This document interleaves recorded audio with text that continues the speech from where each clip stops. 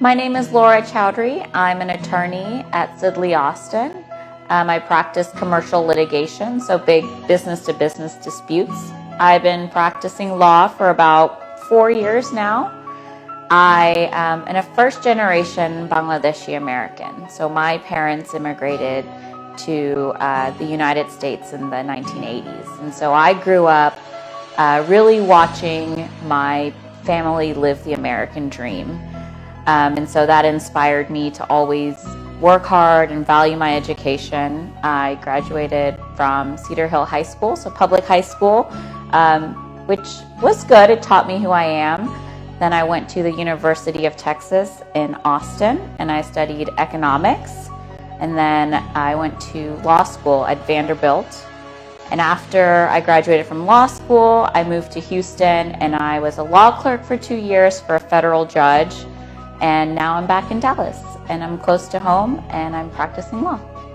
I'll start with the pageants, and then I'll go to school, because they're two kind of separate things. I got into pageants when I was a preteen, so about 12 years old. I started because I like to dance, and doing pageants was somewhere where I could dance on a stage. So I started by doing Miss Preteen Texas when I was 11 or 12 years old. And then I fell in love with being able to express myself. My favorite part of every pageant was the personal interview, because that really gave me a platform to talk about who I am, my background, my family, what I'm passionate about, and really how I view the world.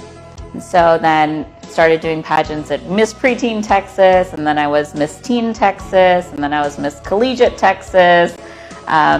And then after collegiate, I kind of went on to law school and stopped doing pageants, but I made some of my dearest friends in pageants. It really taught me confidence. It gave me a platform to advocate not only for what I feel is valuable in my life here in the United States, but really gave me a platform to talk about Bangladesh and talk about the work I'm doing in Bangladesh and DCI. And it was after I won Miss Teen Texas in high school that I went to Bangladesh and helped open a library in the orphanage and spent a lot of time there. And it gave me an outlet and an opportunity when people are listening to me to talk about how important it is to give back, and especially in Bangladesh. I was really inspired and motivated to do work in Bangladesh because of my parents, and seeing how hard they work here and what a privileged life I have here, where I have the opportunity to go to school, and I didn't have to work as a kid, and I was able to do all of these things because of the sacrifices of my parents. And there's no real difference between me and a young girl who was born in Bangladesh into poverty. And she just didn't have the same opportunities to go to school and to obtain an education. And so I truly believe that education and knowledge is the key to success. And so having the privilege and opportunity to travel to Bangladesh, to witness child poverty, and to look at a young girl in the face begging for change on the street and wondering there's really no difference. And so I got involved with Distressed Children and Infants International when I was in middle school.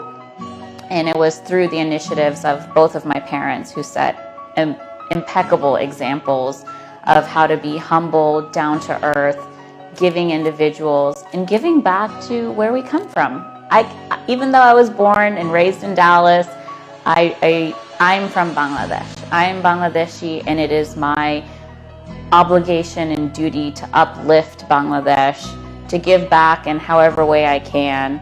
And so I like to do that by sending children to school, because it's not just giving someone money, because there's that Chinese proverb, give a man a fish and he eats for a day, but you teach a man to fish and he eats for a lifetime.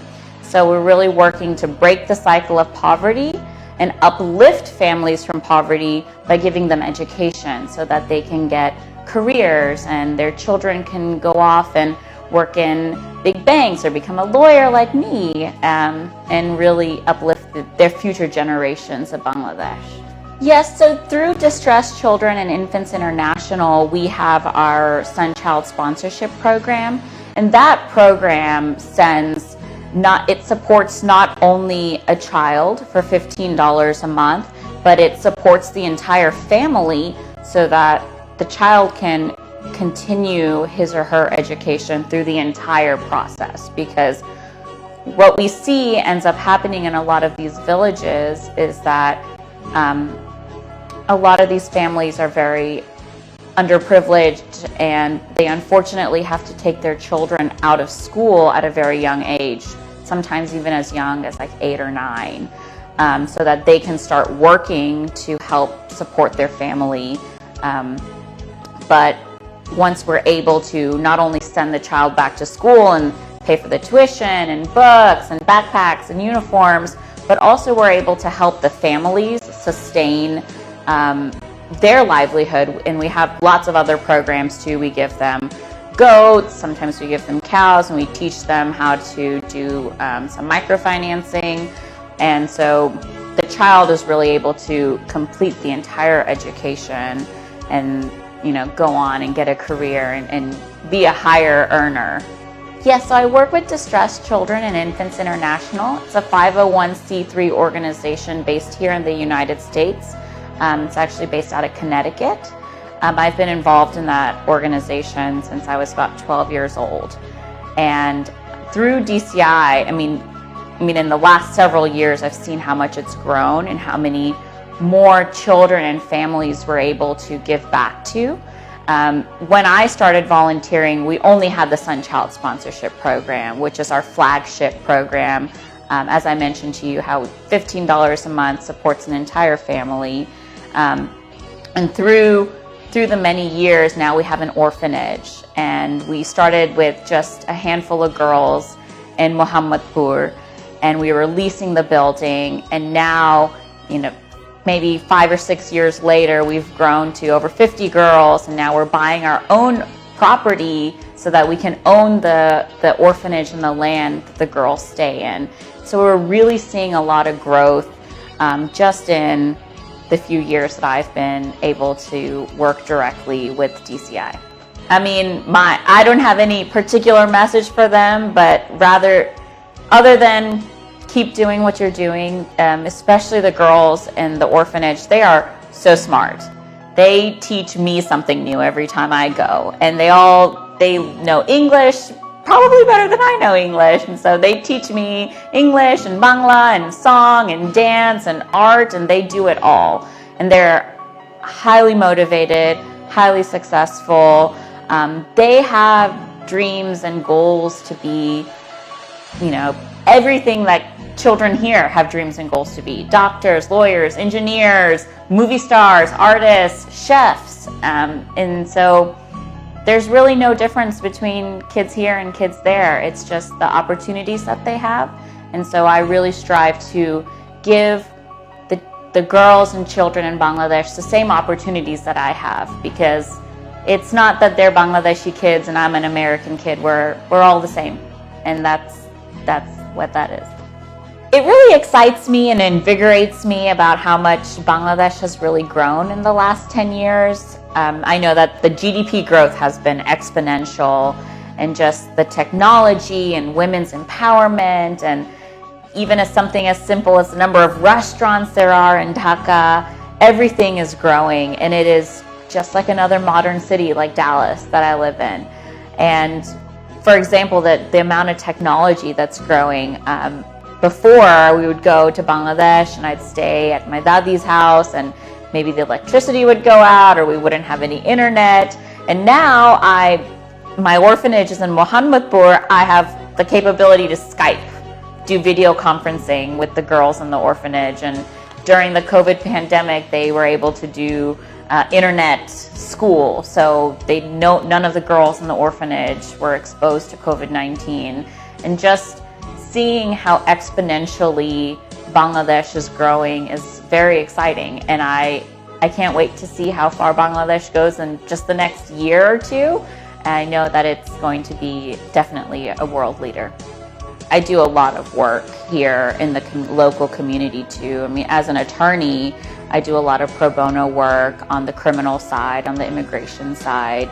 And aside from my legal pro bono work, which I do free of cost, I've volunteered with probably every single organization there is here, the Boys and Girls Club, American Heart Association, various school activities.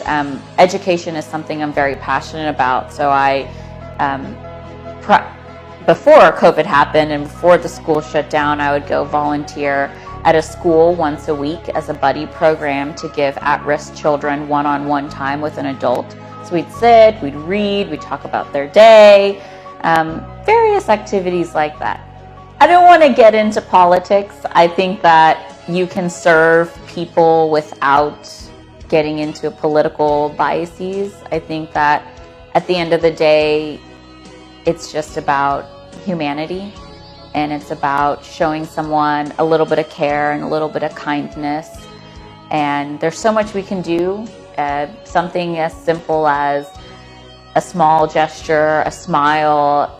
We're very busy. I'm very busy as a young professional at a big law firm, and I just want to exercise kindness every day, whether it's giving back when I'm with my time and volunteering, or donating, or jumping on a Skype call to talk to someone. I think that you can really make a difference and you can impact by just being a kind person. I want to thank you for coming to Dallas and giving me the opportunity to give you a little bit of an insight in my life. I would also like to thank Business America Magazine and GBTV for a platform, and I hope that I can inspire other people who are born and raised here and have Bangladeshi roots to just do a little bit to give back to Bangladesh. Bangladesh is growing, it's amazing, it's our country.